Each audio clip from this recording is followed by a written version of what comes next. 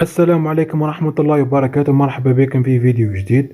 كالعادة قبل ما نشاهد لحظة الوصول يوسف عطال اليوم إلى محكمة نيس، عليك الاشتراك في القناة وتفعيل الجرس لوصول كل جديد على القناة، وما تنساش أيضا بالضغط على زر لايك إذا أعجبك الفيديو.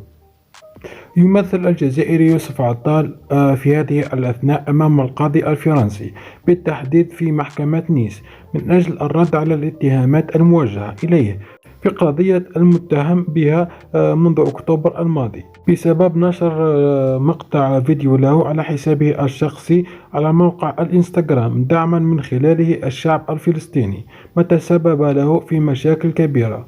وهذا يوسف عطال من محكمة نيس اليوم كما راكم تشاهدوا في الصور. ولقد وصل يوسف عطال ظهر اليوم الاثنين إلى محكمة نيس تحسبا لمثوله في قضية التهمة الموجهة إليه والمتعلقة بالتحريض على الكراهية كما راكم تشاهدوا في الفيديو. وحسب بعض المصادر فإن اللاعب الخضر يوسف عطال كان مرفوق بمترجم استعان به في حال عدم فهمه خلال المحاكمة، إلى جانب محاميين اثنين وهما تومان ميشيل وأنطوني فيا. كان هذا كل شيء في هذا الفيديو.